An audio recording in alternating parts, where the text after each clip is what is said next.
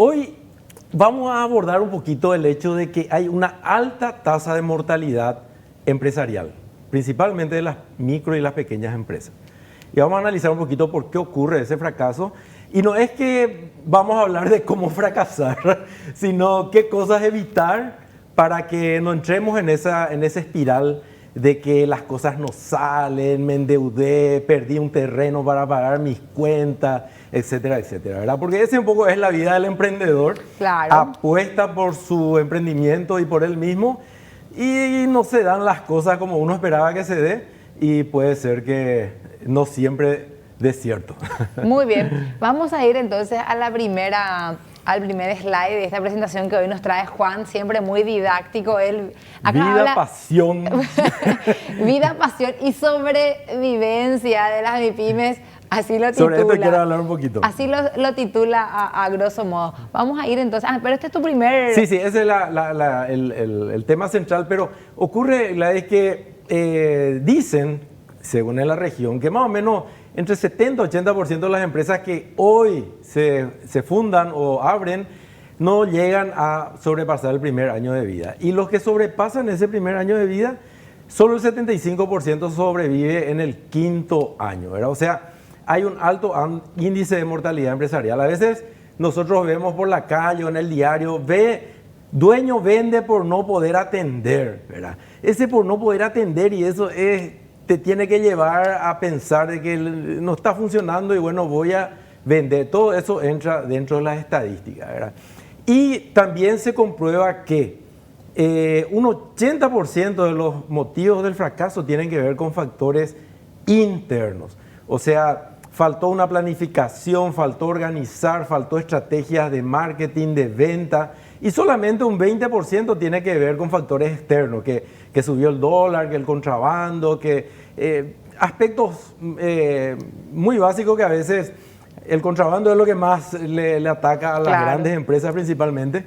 Entonces, ¿qué pasa? Los mayores índices, factores de fracaso tienen que ver con las decisiones que toma el gerente, el emprendedor dentro de su negocio. O sea que tenemos que necesariamente tener esa visión hacia adentro para ver cómo nos encontramos, medirnos, para ver si es que vamos a poder sobrepasar ese primer año tan difícil del emprendimiento. Vamos a ir a la siguiente presentación.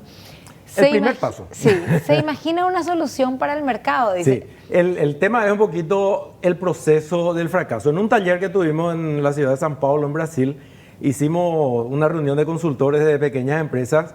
Se lanzó el siguiente desafío: ¿por qué fracasan las empresas, verdad? Y el proceso empieza con esto. Primero, la persona se imagina que tiene una solución para el mercado. Yo creo que acá hay una necesidad y yo voy a traer la solución para esta necesidad. Esto va a funcionar sí o sí. Y es impresionante es cómo en esta situación somos pura adrenalina. Estamos todo el día pensando en el negocio. Ya viene otra vez Juan Ángel con su idea de negocio. Por la noche no podemos dormir de tanta vuelta que le damos en la cama sobre nuestra idea. Por la mañana nos despertamos antes que suene el despertador pensando en nuestro negocio. O sea, esto también nos lleva un poquito a reflexionar acerca de lo que nos suele recomendar algunos profesionales de la psicología, que te dicen, cuando estás un poco deprimido, decepcionado, decaído, tenés que encontrar un proyecto. El proyecto te va a motivar, ¿verdad? Dicen que las personas no se motivan alrededor de personas, se motivan alrededor de un proyecto. Y es una situación muy de éxtasis para el emprendedor que está vibrando el arranque. Entonces, pero ¿qué pasa después? A ver, se imagina la solución. ¿Y qué viene después? Después nos encontramos, abrimos el negocio. Para abrir el negocio a veces, vamos a pasar a la siguiente filmina, para abrir el negocio a veces necesitamos capital, ¿verdad? A veces invertimos nuestros ahorros, sacamos un crédito, vendemos algún bien, porque plata se necesita. Por ¿verdad? supuesto. Entonces tomamos la decisión de abrir el negocio, levantar la cortina. El siguiente. Si tiene el ahorro, luego ya es un gran paso porque es su dinero, pero muchísimos lo que hacen es pedir un préstamo y por más préstamo blando que sea, tenés que devolver. Y si no conseguiste en el tiempo que vos pensaste el retorno, ahí comienzan también después los problemas. Y ¿verdad? Otra cosa, muchas personas que salieron con la indemnización de su trabajo, retiro voluntario, recibieron un capital, apuestan, ¿verdad?, por un negocio y la falta de experiencia, etcétera, etcétera, les lleva un poquito a entrar en este circuito también, ¿verdad? Pocas personas conocen su producto. Exactamente, o sea, yo abro mi negocio, pocas personas conocen. Ese es un gran, no quiero decir defecto, sería un error de los gerentes y propietarios de las pequeñas empresas que no invierten en comunicación, en publicidad, en comunicarle al mercado: aquí estoy para solucionar tu problema, yo te ofrezco este producto, este servicio con los beneficios, etcétera. Pero muchos negocios se esperan detrás del mostrador y eso ya no funciona, de verdad. Por lo menos por las redes sociales, de alguna manera tengo que meterle pata y hacer conocer el negocio. Pero no hacemos eso y ocurre que pocas personas conocen sus productos. Siguiente. Perdemos dinero, no consigo cubrir mis compromisos, ¿verdad? A veces el gasto fijo, el alquiler, la cuota del crédito que vos me dijiste, ¿verdad? Y de a poquito estoy entrando ya en ese circuito de preocupación, de ansiedad, de nervio. Mi señora ya me dice: pero no, ¿qué es lo que pasa? Que vendimos el terreno, sacamos el crédito. El círculo vicioso del fracaso. El círculo vicioso, exactamente. Bueno, ¿y cuál es la siguiente situación que se ve? Bueno, invierte tímidamente en publicidad porque uno tiene miedo de despojarse de más dinero en gastos, porque dentro de la contabilidad la publicidad es un gasto. Ajá. Y de pronto no es lo suficiente. No es lo suficiente para llegar al público que de verdad te va a poder o querer comprar mi producto o mi servicio. Exactamente. La publicidad, de hecho, que puede ser la gente le dice, es una inversión. Pero ¿qué pasa si vos invertís en un medio o con una herramienta que no le llega a tu público? Y al final invertiste 1 millón y el retorno es 300.000 guaraníes. Entonces, de verdad hiciste una mala inversión, ¿verdad? Sin embargo, cuando apostás en un canal, pautás en redes sociales, ¿verdad? Invertís en factor clave para que se conozca tu producto, entonces ahí decimos es una buena inversión, ¿verdad? Pero generalmente las pequeñas empresas dicen: no, es una circunstancia para jalar ese alquiler, pero hay que gastar publicidad, ¿verdad? Pero la publicidad justamente es lo que trae el cliente. Vos sabés que los almaceneros, por ejemplo, dicen, Gladys, eso que tiene publicidad en la televisión, eso no puede faltar en tu almacén.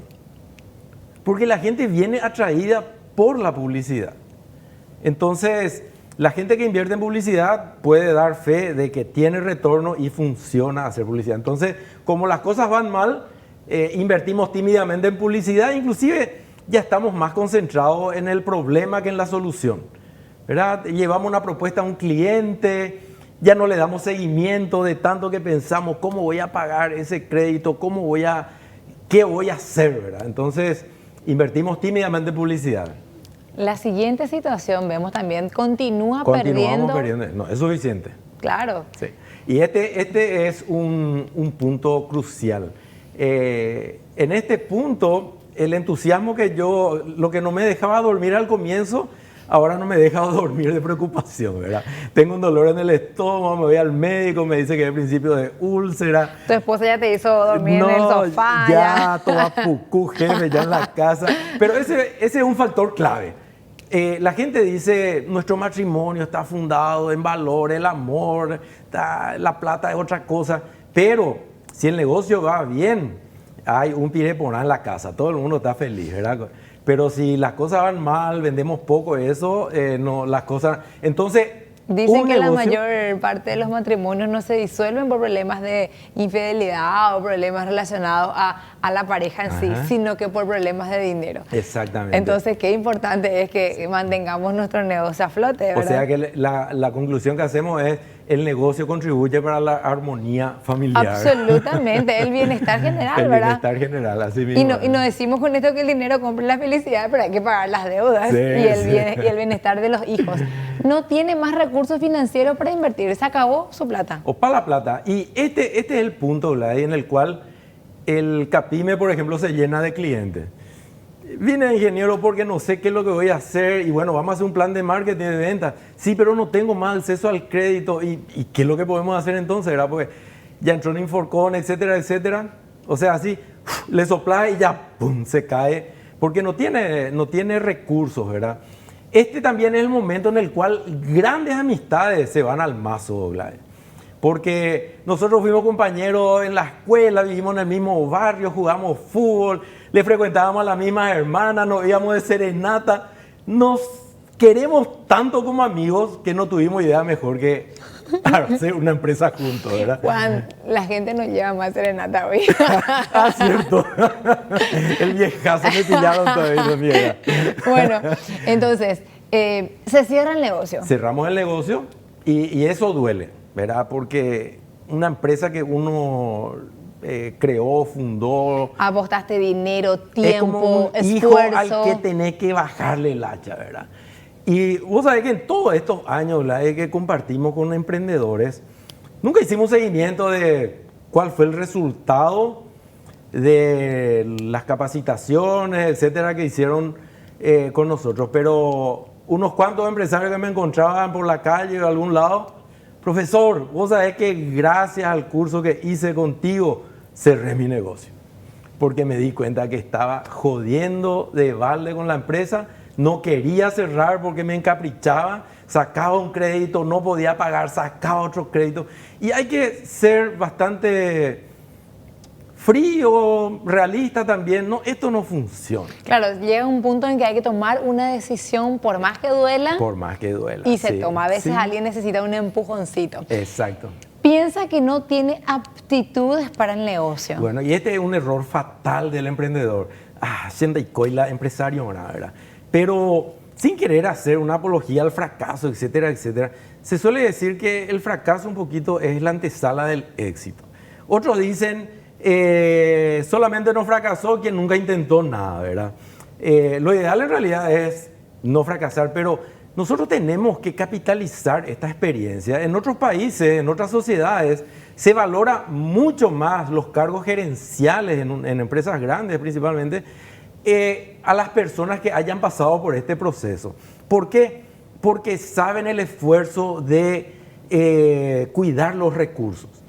La gente que nunca tuvo una empresa y entra a trabajar en una empresa grande, generalmente son derrochadores de recursos dentro de la empresa. Y alguien que pasó por esto y sabe que el dinero vale y cuesta conseguir, ¿verdad? Entonces son muy buenos gerentes y muy buenos cuidadores de los recursos. Entonces, este es un error fatal. Creemos que no tenemos actitudes. Y aquí el resumen de lo que estamos viendo. Este es el resumen. El proceso del fracaso. Exactamente. O sea, esta es la ruta que no hay que seguir. Sí. Entonces, este dibujo que muestra que alguien está cortando el gajo sobre el cual está sentado, quiere transmitir un poco de que el fracaso de nuestro negocio muchas veces se debe a nosotros mismos, por las decisiones que dejamos de tomar, por la falta de estrategia, por la falta de orden, de organización. Entonces es muy importante que podamos contar con todos esos elementos que hacen al éxito del fracaso, ¿verdad? Principalmente tener un plan, planificar, organizar la empresa, ¿verdad? Eso que vimos también el jueves pasado, contar con la gente adecuada, entender en qué área vamos a estar trabajando. Y, Gladys, para cerrar un poquito, el tema es que la gente tiene que entender que empresario es una profesión. Y como profesional tengo que ser un buen profesional. ¿Y qué le hace a un empresario buen profesional? Saber planificar, saber organizar, saber trabajar en equipo, manejar bien las cuentas, tener todo en orden, cuentas a cobrar, cuentas a pagar. En una encuesta que hicimos en el año 2010 más o menos, en más de 200 empresas, salió que más del 80% de los entrevistados no sabían cuál era su utilidad. Entonces, eso me muestra de que no tenemos el control de nuestras empresas. Desde lo más básico que es el registro. Exactamente.